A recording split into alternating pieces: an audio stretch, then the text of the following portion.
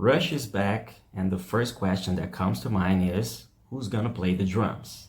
That's right, they already picked their drummer, and I'm gonna tell you who she is in this video.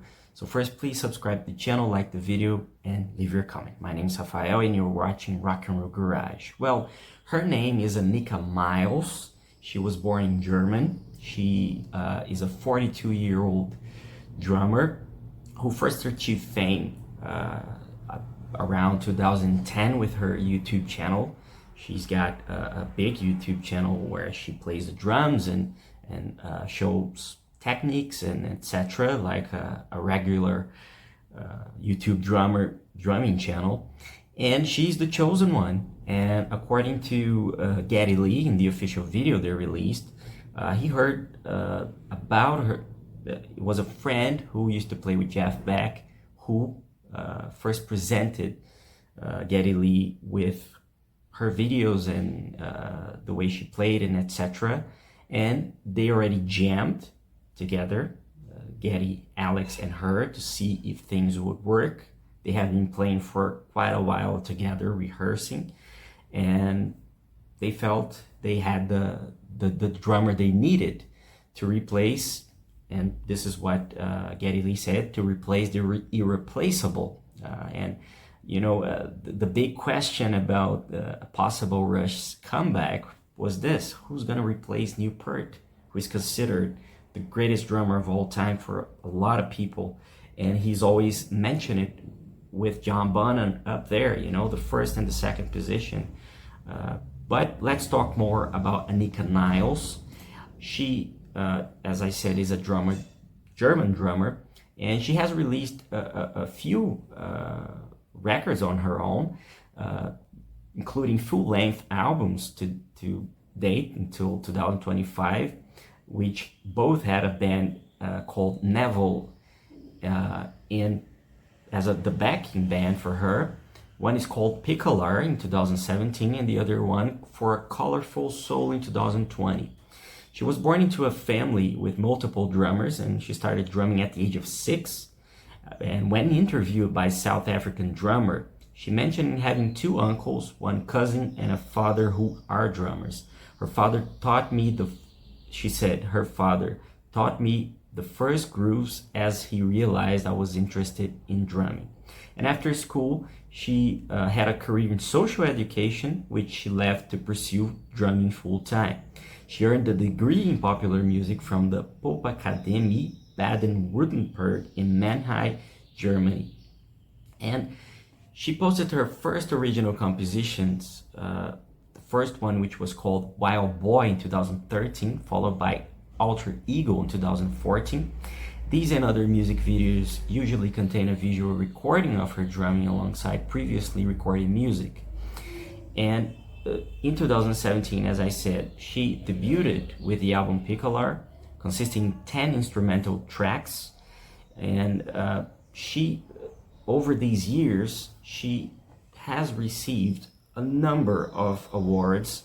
As you can see there, she won several drumming awards from specialized magazines, and the most recent one was from Music Radar Awards. She was in 3rd position of Best Clinician. She also gives drum clinics, and the interesting thing is that she had mentioned a few influences over the years in terms of drumming, and she said that one of the drummers that inspired her most was Jeff Porcaro from Total, and also a legendary session drummer, Carter Beaufort, Jojo Mayer, Sheryl Crow, Joe Satriani, who's not a drummer but she loves his music, Dave Matthews Band, Joss Stone, Stanton Moore, and Prince. So as you can see, she really can cover a lot of ground in terms of music, and it's going to be quite interesting to see her playing Neil Peart's drum parts. I mean, it's not many people in the world that can do that.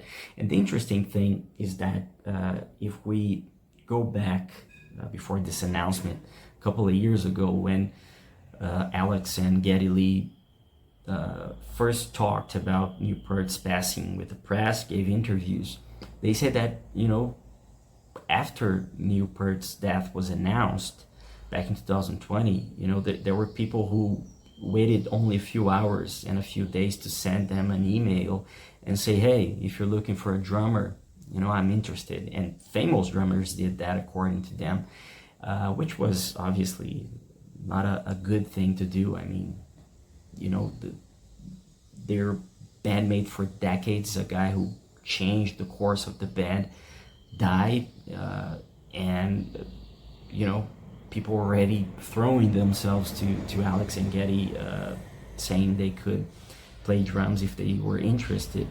And you know, many people won't like this, many Neil Peart fans, and I agree. You know, this is not the classic Rush that made it big, that created all those classics. But you know, it's all right that Alex and Geddy have to play their music. You know, they were the ones from the start, from the first album. Alex Lifeson is actually the one who has been there since day one.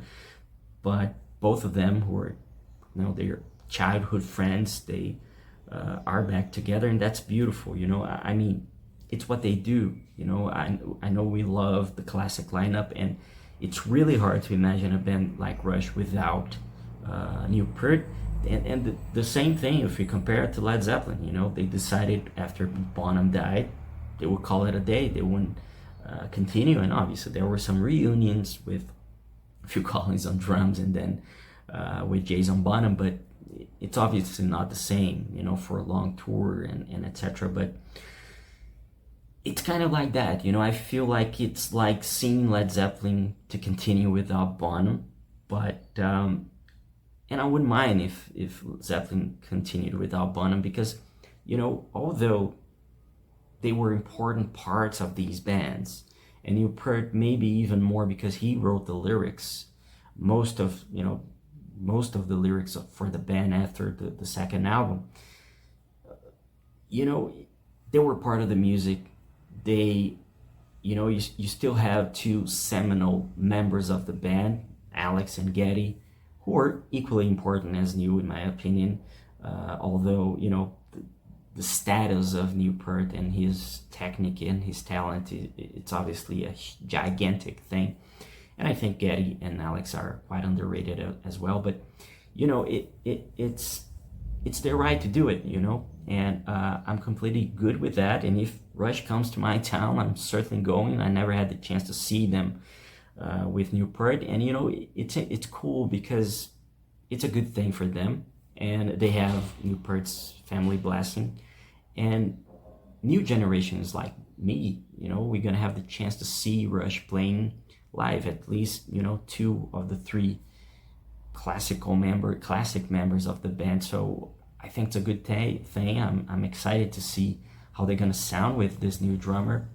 And I'm sure fans will love it. And the most important thing, they said that there will be a part of the show where they're going to pay tribute to Neil every concert. You know, in every concert they do, in a special part of the show, they're going to pay tribute to Neil. And, you know, I think it's really cool they're back. I never thought they would return, but thank God they're back, and we're going to have some, you know, a few years of Rush at least playing live around the world. And I'm excited that, you know, now I have the chance to see them.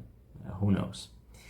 Please tell me what you think, if you think it was a good thing for them to come back or not, if you like that or not, and let's talk about it. Please leave your comment. Don't forget to visit rockandrollguard.com, subscribe to the channel, like the video, and share with your friends.